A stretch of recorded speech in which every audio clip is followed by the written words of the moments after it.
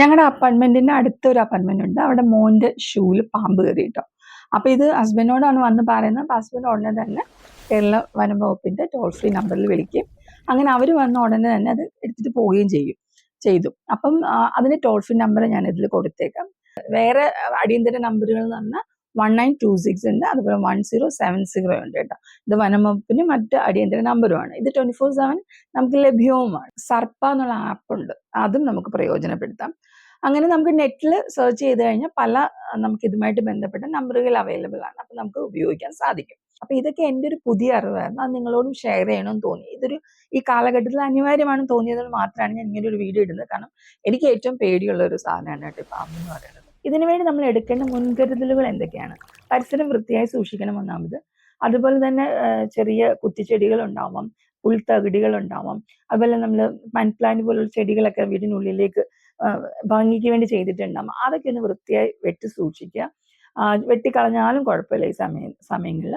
പിന്നെ അതുപോലെ നമ്മൾ മാലിന്യങ്ങൾ അടുക്കി വെക്കുന്ന ഒരു സ്വഭാവം ഉണ്ടാവും. വീടിന്റെ സൈഡുകളിലൊക്കെ കാർഡ്ബോർഡ് ബോക്സിലൊക്കെ അടുക്കി വെക്കുന്നുണ്ടാവും. ഇങ്ങനെയുള്ള സ്ഥലങ്ങളിലൊക്കെ പാമ്പുകൾ ഒളിഞ്ഞിരിക്കാനുള്ള ഒരു പ്രവണത ഉണ്ടാവും.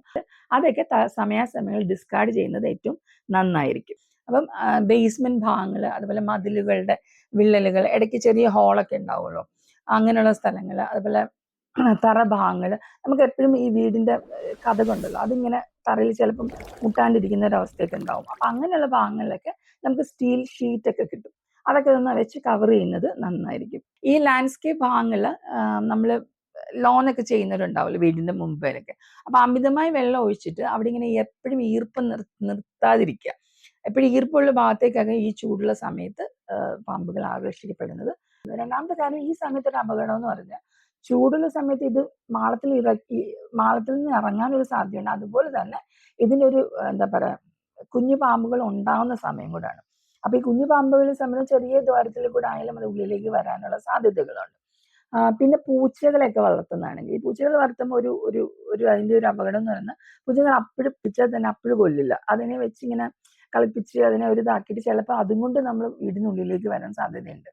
അങ്ങനെ ഞാനത് കേട്ടതാണ് ന്യൂസിൽ. കോയമ്പത്തൂർ എവിടെ ഒരു കുഞ്ഞിന്റെ ബെഡിൽ കൊണ്ടുവയ്ക്കും, അങ്ങനെ കുഞ്ഞു മരണമടഞ്ഞ കാര്യങ്ങളൊക്കെ നമ്മൾ ന്യൂസിൽ കണ്ടതാണ്. അപ്പൊ അങ്ങനെ ഒരു സാധ്യതയുണ്ട്. അപ്പൊ ഇതൊക്കെ ചെറിയ ചെറിയ കാര്യങ്ങളാണെങ്കിൽ നമ്മൾ ശ്രദ്ധിക്കേണ്ട കാര്യങ്ങളാണ്. പിന്നെ ഹെൽമെറ്റ് ഒരു പ്രധാന കാര്യമാണ്. ഹെൽമെറ്റ് പുറത്ത് വെച്ചിട്ട്, ഇവിടെ ആണെങ്കിൽ കഴിച്ചാണ്ട് പറഞ്ഞാൽ എത്ര ആണെങ്കിലും പറഞ്ഞാൽ കേൾക്കില്ല. ആ ഹെൽമെറ്റ് പുറത്ത് വെച്ചിട്ടേ വരുള്ളൂ. പുറത്തെന്ന് പറഞ്ഞാൽ ഞങ്ങളുടെ കാറൊക്കെ ഇടുന്ന സ്ഥലത്താണ്. അപ്പൊ അവിടെ നല്ല ഈർപ്പവും നല്ല തണുപ്പുള്ള സ്ഥലമാണ്.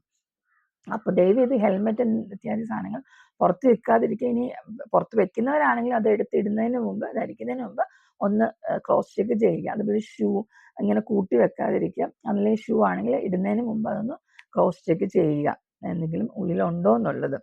നമ്മൾ ചെടികളൊക്കെ വളർത്തുന്നുണ്ടാവും, ചെടിച്ചട്ടിയുടെ ഒക്കെ വളർത്തുന്ന സ്ഥലമാണെങ്കിൽ അതും ഒന്ന് എപ്പോഴും ശ്രദ്ധിക്കുക. ചിലപ്പം നമ്മൾ കുഞ്ഞുങ്ങളെല്ലാം പുറത്തിരുത്തിയിട്ട് കളിപ്പിക്കുകയൊക്കെ ഉണ്ടല്ലോ, അപ്പൊ അതൊന്ന് ചെറുതാണെങ്കിൽ നമ്മൾ കാണില്ല.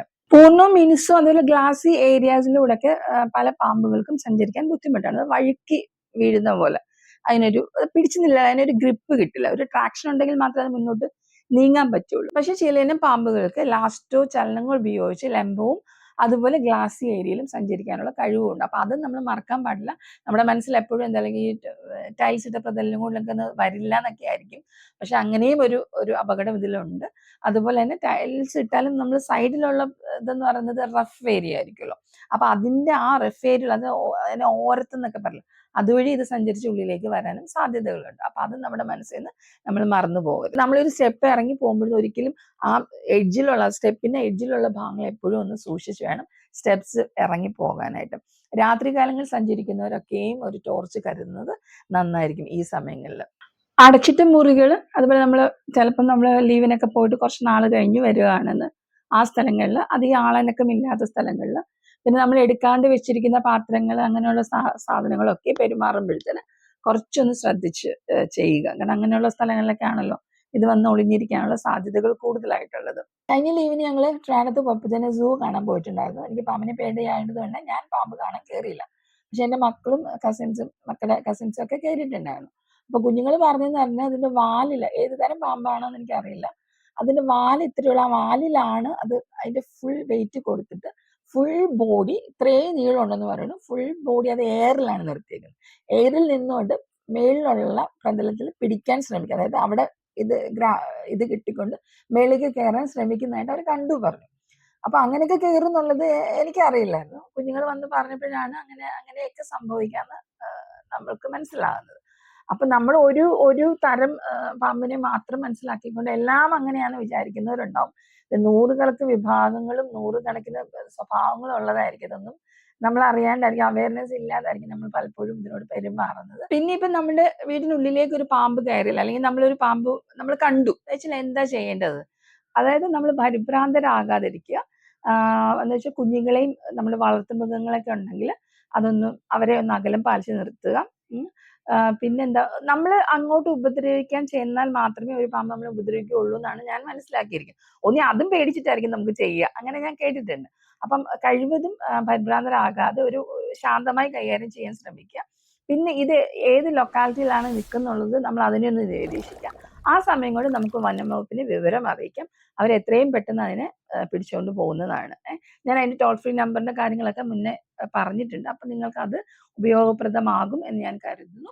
അപ്പൊ ഈ ചൂട് കാലത്ത് നമുക്ക് എന്താ പറയാ, നമ്മൾ പറയുന്നത് പോലെ പേടിയല്ല വേണ്ടത്, കുറച്ചുകൂടെ ജാഗ്രതയോടുകൂടി ഇരിക്കാം. ജാഗ്രതയോടുകൂടി ഈ വിഷയങ്ങൾ കൈകാര്യം ചെയ്താൽ നമുക്ക് സൂക്ഷിച്ചാൽ ദുഃഖിക്കേണ്ടെന്ന് പറയില്ലേ, അതുപോലെ കുറച്ചുകൂടെ നമ്മൾ ജാഗ്രതയോടെ ഈ വിഷയങ്ങൾ കൈകാര്യം ചെയ്തുകൊണ്ട് മുന്നോട്ട് പോകും. നമ്മുടെ കുഞ്ഞുങ്ങളെയൊക്കെ പിന്നെ നമ്മൾ അവെയർ ആവുന്നതോടുകൂടി നമ്മുടെ കുഞ്ഞുങ്ങളെയൊക്കെ ഇത് പറഞ്ഞ് മനസ്സിലാക്കണം കേട്ടോ. ഇങ്ങനെയൊക്കെ ഉണ്ട്, ചൂട് കാലമാണ്, അതുകൊണ്ട് ഇങ്ങനെയൊക്കെ സംഭവിക്കാം, ഇങ്ങനെയൊക്കെ ഉണ്ട്. നമ്മൾ പലപ്പോഴും നമ്മൾ കേൾക്കും, നമ്മൾ ന്യൂസ് കാണും, കുഞ്ഞുങ്ങൾ അത് അവെയർ ആവണമെന്നില്ല. അപ്പൊ അതുകൊണ്ട് കൂടുതൽ പ്രയാസങ്ങൾ നമ്മുടെ ഇതിൽ വന്നു ചേരാറുണ്ട്. അപ്പൊ അവരെയും അവെയർ ആക്കണം. സന്ധ്യയ്ക്ക് കളിക്കാൻ പോകുന്ന കുഞ്ഞുങ്ങളും അതുപോലെ പാടത്തും പറമ്പിലും ഒക്കെ പോകുന്നവർ ഇങ്ങനെയൊക്കെ ഉണ്ടെന്നുള്ളത് പറഞ്ഞ് മനസ്സിലാക്കാം.